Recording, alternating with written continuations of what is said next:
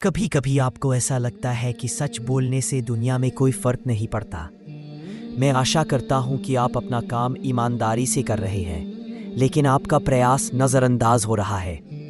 आप अकेले हैं, और जब आप अकेले होते हैं तो आपको बाहर निकलना पड़ता है। किसी ने आपके लिए दरवाज़ा नहीं खोला, मैं ही वो व्यक्ति था जिसने आपके लिए यह किया। पहले मैं किसी के आंसू पोंछा करता था, लेकिन जब आपकी आंखें नम होती हैं तो सभी आपकी ओर देखते हैं। कभी कभी आप पीछे मुड़कर दूसरों को देखते हैं और उनकी परेशानियों को अपनी तरह महसूस करते हैं। आप दर्द में हैं लेकिन चुप रहते हैं, फिर भी आप दूसरों के दुख को सुनते रहते हैं। आपने मेरे लिए वह किया जो मैं कभी चाहता या उम्मीद नहीं करता था, और हमें क्या मिला? व्यंग्य, संदेह, और कभी कभी मुझे इसलिए प्रताड़ित किया जाता है कि मैं बहुत दयालु हूं। इसका क्या अर्थ है? आपने सभी के सामने अपने आप को नीचा दिखाया है। आपने ऐसा किया है और यही लोगों का विचार है। प्रिय, क्या हमने कभी आपकी चुप्पी के सामने मुस्कुराया है? मैंने कभी आपकी क्षमा को कमजोरी नहीं कहा। आप चले गए। क्या आप थक गए हैं? क्या आप अकेले महसूस करते हैं? आशा है कि आपकी दयालुता को इस दुनिया द्वारा समझा जाए, लेकिन कोई नहीं समझेगा। इसलिए अपने भीतर की आवाज सुनिए। आपकी दयालुता, आपकी चुपचाप धैर्यता, आपकी अकेले में की गई प्रार्थनाएं, सब कुछ परमेश्वर के लिए है। यह न्यायालय में दर्ज है। लोगों ने आपके आंसू नहीं देखे, लेकिन परमेश्वर की आंखों में आपकी हर इच्छा पूरी होगी। यहाँ तक कि आपकी कांपती सांस भी एक प्रार्थना है। यह सबों के लिए है। एक ऐसा भगवान है जो छिपी हुई बातें भी सुनता है। एक ऐसा व्यक्ति है जिसे कुछ बोलने या आवाज करने की आवश्यकता नहीं है। वह जानता है कि आप भीतर से कितने टूटे हुए हैं। हाँ, लेकिन आप अभी भी मुस्कुरा रहे हैं। आपकी यह मुस्कान दूसरों के लिए है। एक पुरस्कार आपकी प्रतीक्षा में है। जब आप किसी को क्षमा करते हैं तो वह क्षमा सिर्फ आपके लिए होती है। यह मुझे अल्लाह के और करीब ले जाती है। जब आप दूसरों के लिए कुछ देते हैं तो अल्लाह आपके लिए दरवाजे खोलता है, वे दरवाजे जिन्हें आपने पहले कभी नहीं देखा। लोग सोचते हैं कि आप अच्छे हैं, लेकिन आप खुद खुश नहीं हैं। क्यों? क्योंकि भगवान अपने प्रिय सेवकों के लिए कभी आसान परीक्षा नहीं रखता। वह आपको कठिन रास्तों से गुजरने के लिए कहता है, ताकि आप उन स्थानों तक पहुंच सकें जहां सामान्य लोग नहीं पहुंच सकते। यह असंभव है। जब आप किसी के पीछे कुछ कहते हैं तो अगर आप प्रार्थना करते हैं तो वह प्रार्थना आपके भाग्य में बदल जाती है। यह तब होता है जब आप अपनी खुशी किसी और को दे देते हैं। तो भगवान हमेशा आपके लिए खुशी लाने के लिए तैयार रहता है। वह आपके आंसू पोंछेगा। हर बार जब आपको अस्वीकार किया जाता है, हर बार जब आप बलिदान देते हैं, जब असफलता भगवान के नाम पर आती है, तो वह एक प्रार्थना होती है। बस इतना ही, दूसरों की ओर मत देखो। आज ही का दिन है। हाँ, कल वे वहां नहीं होंगे, लेकिन आपका भगवान वही रहेगा। वह हमेशा आपके साथ है और हमेशा रहेगा। वह जानता है कि आपको रात में नींद क्यों नहीं आती। कभी कभी किसी की प्रार्थना में, और कभी कभी अपने टूटने में। जब आप अपने दर्द को पी जाते हैं और दूसरों को दे देते हैं, तो आपने मुझे साहस दिया। आपकी चुप्पी में आपका सिर झुकाकर नमन सिर्फ मेरे लिए है, और आपकी आत्मा उस स्थान पर पहुंच जाएगी। आपकी दयालुता व्यर्थ नहीं जाएगी। ये दुनिया की समझ से परे है। आपकी दयालुता दुनिया के पैमाने पर तोली नहीं जा सकती। ये सिर्फ भगवान की कृपा से संभव है। और जब अल्लाह गिनता है तो आप रोते हैं, बदले में वह आपको आशीर्वाद देता है। ऐसा लगता है कि आप इसे संभाल सकते हैं। आप आगे बढ़ रहे हैं और सभी को क्षमा कर रहे हैं। मैंने कहा कि मैं धैर्यवान हूं उस क्षण जब आप शिकायत नहीं करते। हे भगवान, आपने ध्यान दिया। मैंने कहा कि उसी पल आपकी प्रार्थना जमीन पर गिर गई, और उसके बाद वही आपका भाग्य बन गया। बस इतना ही। आपके चारों ओर गलत धारणाएं हैं। यह आपका मुकदमा अपमान और असफलता का प्रतीक है। ये सभी बातें साक्ष्य हैं कि भगवान आपको वहां तक पहुंचाएगा जहां केवल चुने हुए लोग ही पहुंच सकते हैं। आपकी मेहनत, आपका दर्द, आपकी चुप्पी, सब कुछ दर्ज है। एक अदृश्य सौंदर्य जो सभी नजरों को अपनी ओर खींचता है। यह सहायता करता है। हर बार जब आप रुकते हैं और दूसरों के लिए प्रार्थना करते हैं। भगवान की किताब में मैंने ये सभी बातें लिख दी हैं, और जब वो किताब खुलेगी तो लोग सोच भी नहीं पाएंगे कि इतनी छोटी छोटी बातों के इतने बड़े परिणाम हो सकते हैं। वहां भी पुरस्कार है, लेकिन भगवान जानता है आप कितनी बार वहां गए हैं। आपने लड़ाई लड़ी, फिर भी दूसरों को सांत्वना दी। आप विभाजन पैदा करते हैं, आप अंधकार फैलाते हैं। मैंने उसे क्षमा के लिए भी उम्मीद दी। कोई भी व्यंग्य पर धीमी प्रतिक्रिया नहीं देता। ये टूट सकता है, लेकिन ये नहीं टूटता। थकान होते हुए भी आप रुक जाते हैं। और जब भगवान बुलाता है, हर शोर के बीच में वह आपकी आवाज सुन सकता है। शायद आपने कभी नहीं कहा, लेकिन भगवान जानता है कि आपने कितनी रातें छत की ओर देखते हुए बिताई हैं। आपने यह सब बिना किसी से शिकायत किए सह लिया। जब सभी सो रहे होते हैं और सिर्फ आप जाग रहे होते हैं, मैं वहां बैठा था, सिर्फ एक प्रश्न दिल में, हे भगवान, आप कब आएंगे? आपके भीतर की चुप्पी आपकी है। सबसे बड़ी आवाज बोलने की नहीं, बल्कि संवाद की होती है। सुनने की जरूरत नहीं, यह स्वतः हो जाता है।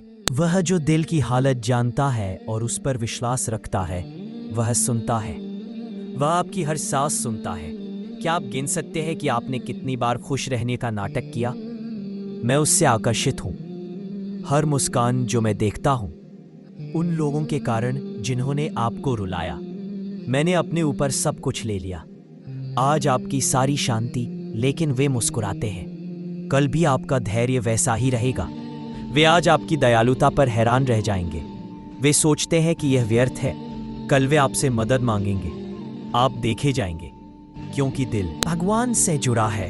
वह चला गया, हालांकि देर से, लेकिन इसका प्रभाव है। चाहे आप कुछ भी दें, उसे कुछ नहीं मिलता। वह खोया नहीं है, वह सिर्फ उस क्षण की प्रतीक्षा कर रहा है। वह भगवान के आदेश की प्रतीक्षा कर रहा है कि अब वापस लेने का समय आ गया है। जो लोग आपके दर्द में शामिल होते हैं, वे आपके मित्र हो सकते हैं। वे नहीं याद रखते, लेकिन सब कुछ उनके दर्द से शुरू होता है।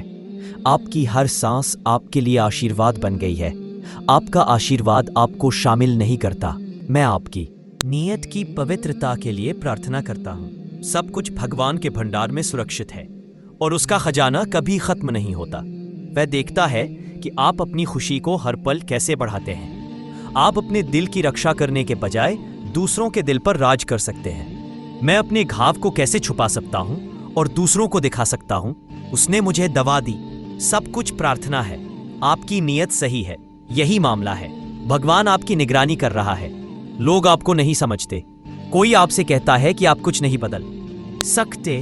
आपके प्रयास व्यर्थ है, लेकिन आपको यह मिलेगा। इसलिए इस बात को याद रखें, आपको यह भगवान से मिलेगा। आप उस सत्ता से जुड़े हैं जो सब कुछ देखती है और वही एकमात्र है। सब कुछ आपकी इच्छा के अनुसार होगा। कोई आपको कुछ नहीं बता सकता। मैं नहीं कह सकता कि आपने जो किया वह गलत था या आपका रास्ता व्यर्थ था। आप उस रास्ते पर चल रहे हैं जो भगवान ने आपके लिए चुना है। आपके लिए, और उसमें जो कुछ भी है, खुशी और संतुष्टि उसका हिस्सा होगी। रास्ता बहुत कठिन होगा। आप कई बार भटकेंगे। आपको यह एहसास होगा, लेकिन याद रखें, आप कभी अकेले नहीं हैं। चाहे आप कुछ भी करें, आपको इसके परिणाम का आनंद निश्चित रूप से मिलेगा।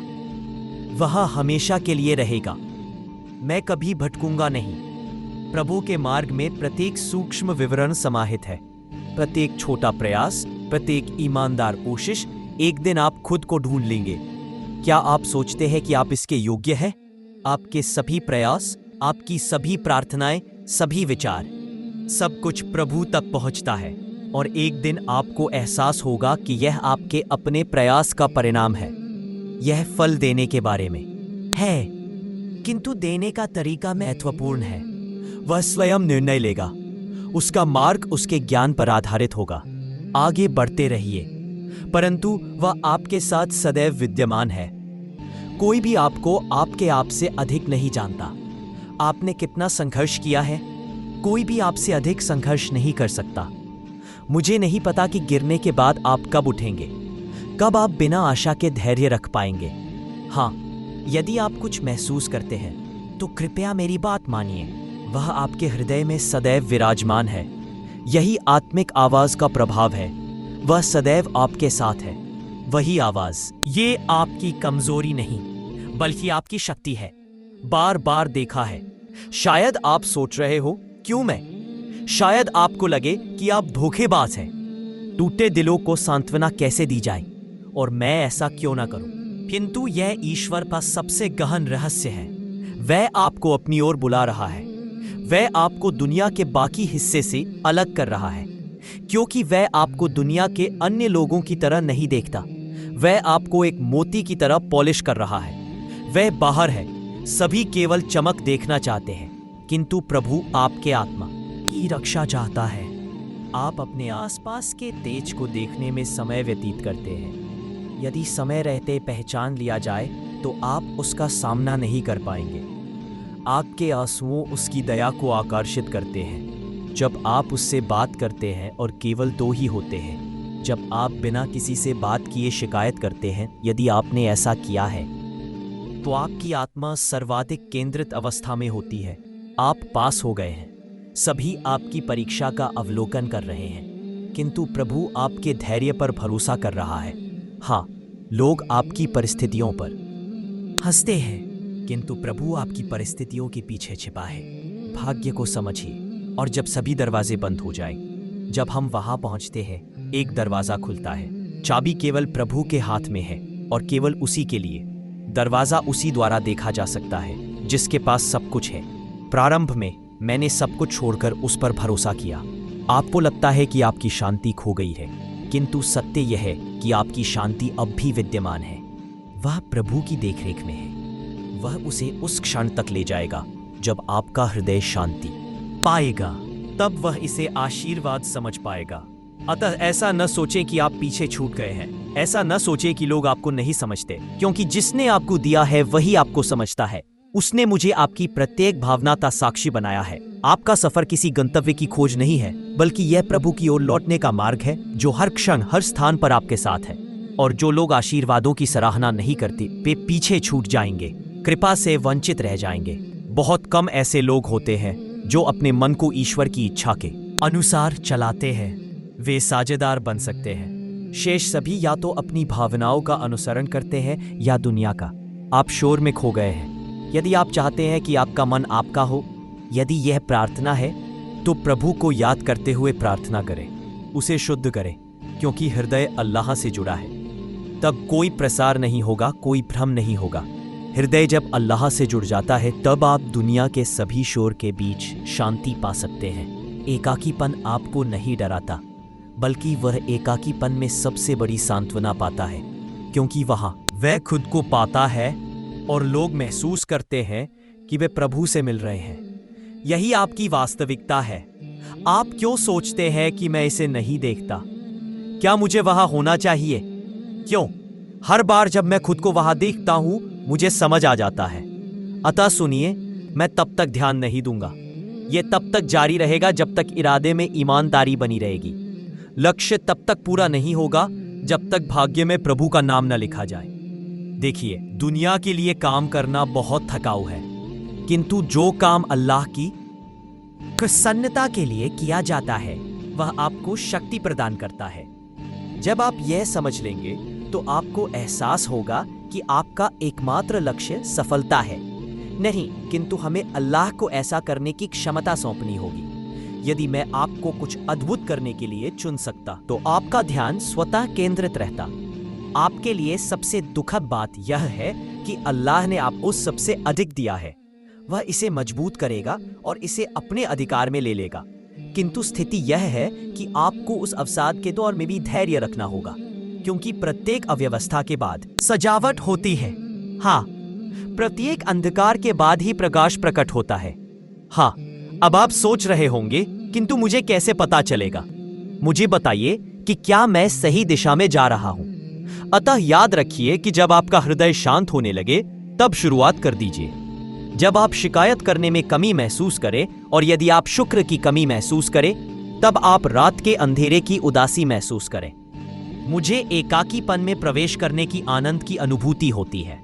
तब समझ लीजिए कि आप सही दिशा में जा रहे हैं और प्रभु आपके कदमों को रोक रहा है। यह आसान नहीं है। प्रत्येक दिन आपके लिए है। आपका धैर्य, दृढ़ता और समर्पण आपके साथ एक परीक्षा और साक्ष्य के रूप में सदैव बना रहेगा। मैं अपनी आत्मा के उद्देश्य के लिए यह कर रहा हूँ। मैं दुनिया की प्रशंसा के लिए नहीं जी रहा हूँ। अब निर्णय आपके हाथ में है। क्या आप कल के भ्रम में जिएंगे या आज के आशीर्वादों में? जब आपने प्रभु के मार्ग पर अपनी बुद्धिमत्ता को पहचान लिया, तब वह हमें झुकने के लिए मजबूर करेगा। अतः सुनिए, यदि उसने आज ऐसा किया है तो मैंने धैर्य रखा। यदि आज अल्लाह से आपको यह क्षण प्राप्त हुआ है और यह बात सिलसिला आदमी है, तो यही आपको आपके लक्ष्य तक ले जाएगा। आपके हृदय में असुरक्षा का एहसास होता है, क्योंकि आज जो कुछ हुआ वह प्रभु पर विश्वास के साथ जीता है।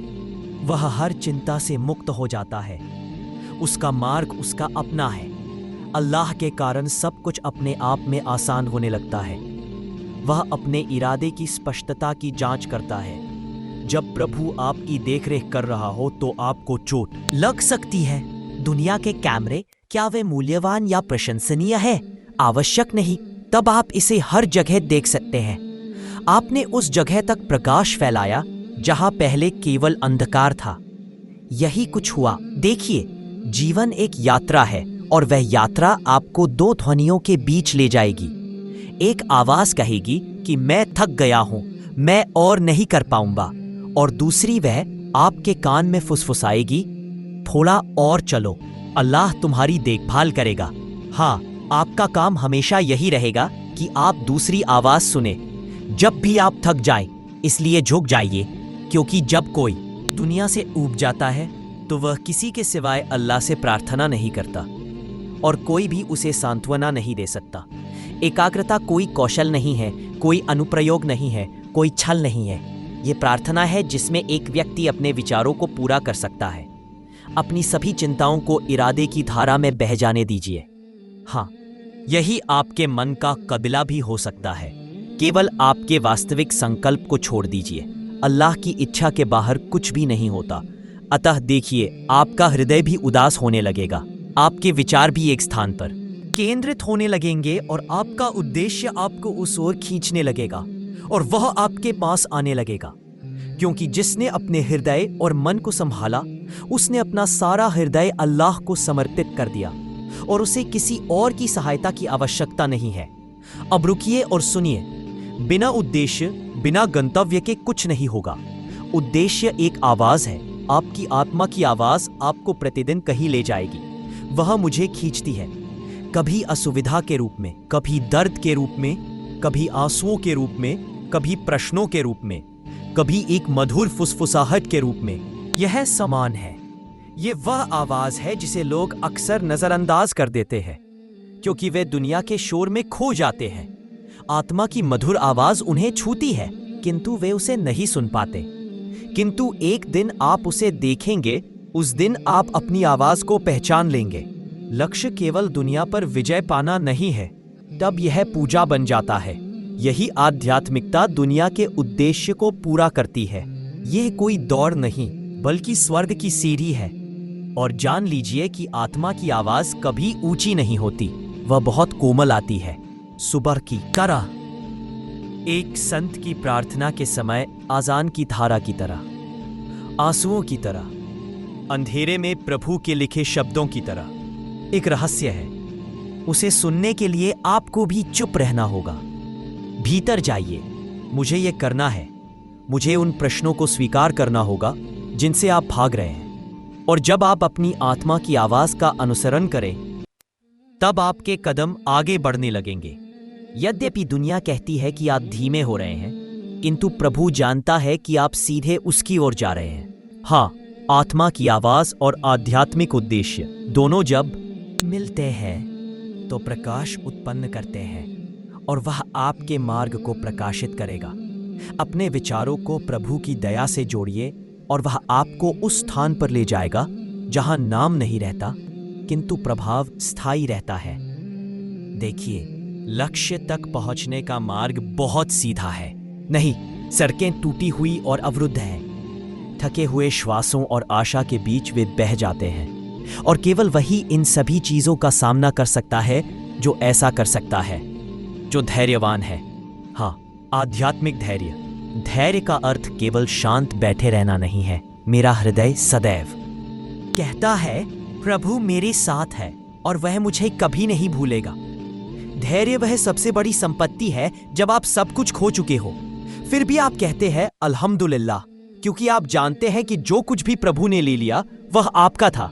वह सर्वशक्तिमान है और जो कुछ भी वह देना चाहता है वह आपकी कल्पना से कहीं अधिक होगा। धैर्य उसी वृक्ष पर उगता है जिसकी जड़ें अत्यंत गहरी होती हैं। तूफान और समय भी उसे उखाड़ नहीं सकते। हो सकता है वह मुरझा जाए, लेकिन केवल धैर्य पर्याप्त नहीं है, इसके साथ साथ तवक्कुल भी आवश्यक है।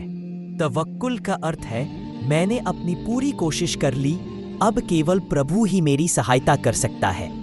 वह मेरे लिए सर्वोत्तम निर्णय लेगा।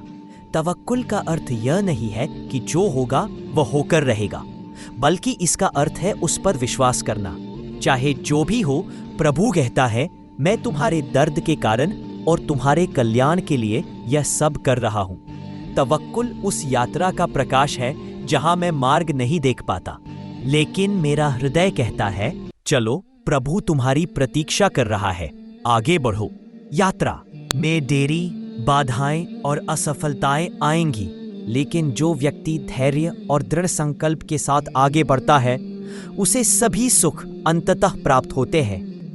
प्रभु सभी वस्तुओं की देखभाल करता है और जब वह देता है तो न तो समय और न ही दुनिया उसके विरुद्ध कुछ कर सकती है। शोर शराबे की चिंता मत करो, सब कुछ तुम्हारे धैर्य पर निर्भर करता है। वह अपने तरीके से तुम्हारा पुरस्कार और वेतन देता है। तुम्हारी आंखों में आंसू है। कुछ क्षण के लिए सोचो, एक माँ अपने बच्चे को गोद में लेकर कहती है, रो मत बेटा। माँ है, यह एक प्रार्थना का मार्ग बन जाता है। यह संबंध कभी पुराना नहीं पड़ता, कभी समाप्त नहीं होता, कोई भी कभी थकता नहीं। यदि तुम थक गए हो, यदि तुम हार चुके हो, तुम टूट चुके हो, और यदि तुम पूरी दुनिया से बात करने में थक गए हो, तो केवल एक से बात करो। सिर झुकाओ और कहो, हे प्रभु, आप ही एकमात्र हैं। मैं समझता हूं केवल आप ही इस समस्या का समाधान कर सकते हैं। नमाज यहां मुख्य नहीं है, यह तुम्हारे लिए कोई सूची नहीं है। हर रात अल्लाह से प्रार्थना करो, एक ऐसी प्रार्थना जिसमें वास्तविक संबंध हो, जहां तुम अपने प्रभु से बात करते हो, न कि यह कि वह क्या चाहता है, बल्कि केवल यह कि तुम उसके पास जाते हो और वह पूर्णतः तुम्हारे समर्पित हो जाता है। यही सर्वोत्तम है। कभी कभी सोचो और प्रार्थना करो, क्या चीज तुम्हें रुलाती है, क्या चीज प्रियजनों को चोट पहुंचाती है। वे चोटें जो पूरी दुनिया जानती है, जो संभव नहीं लगती, लेकिन प्रभु की दया से संभव हो जाती है। मानसिक स्वास्थ्य का अर्थ यह नहीं है कि दर्द समाप्त हो गया, इसका अर्थ है दर्द के बीच में भी तुम्हें उससे शांति प्राप्त होगी, और यह शांति केवल उसी से प्राप्त हो सकती है। एक व्यक्ति अपने पापों के लिए दंडित होता है, वह झुक जाता है। प्रभु कहता है, हे मेरे सेवक, यदि तेरे पाप पृथ्वी के बराबर बड़े हों तो उन्हें ले आओ और पूरे हृदय से पश्चाताप करो, तो मैं उसी दया से तुझे क्षमा कर दूंगा। लेकिन पश्चाताप कोई अनुष्ठान नहीं है, यह एक यात्रा है। हर सांस के साथ मैं प्रभु के और निकट आता हूँ। हर आंसू के साथ मैं अपनी आत्मा को उजागर करता हूँ। तब पश्चाताप पूर्ण होता है, जब तुम्हारा हृदय केवल भय से नहीं भरा होता, बल्कि जब तुम प्रेम को छोड़कर प्रभु की ओर लौटते हो। जब तुम ऐसा करते हो तो यह केवल माफी मांगना नहीं रह जाता, बल्कि इससे कहीं अधिक हो जाता है। क्या तुम वह शुद्धतम अनुभव करना चाहते हो जो तुमने कभी अनुभव किया है? मैंने उसे खो दिया था। मैं उस अंधकार के लिए पछताता हूँ जो तुम्हारे पापों के कारण तुम्हारे सभी प्राप्त किए हुए को छीन लेता है। मैंने ऐसा किया, और वह प्रकाश ही आत्मिक उपचार है जिसे प्रभु उस अंधकार में भेजता है। जब एक व्यक्ति अपने पापों को स्वीकार करता है तो उसके कंधों से बोझ उतर जाता है और वह हल्कापन महसूस करता है। प्रभु तुम्हारे हृदय में वास करने लगते हैं। यही उनकी वास्तविकता है। पाप, पश्चाताप, लज्जा और अदृश्य बोझ से आत्मा की वास्तविक स्वतंत्रता जो गहरे हृदय में छिपी रहती है। तब आत्मा स्वस्थ हो जाती है। यही वह है जो तब होता है जब तुम अपने आप को क्षमा करना सीखते हो। जब तुम समझ जाते हो कि प्रभु ने अपनी दया के माध्यम से तुम्हें आशीर्वाद दिया है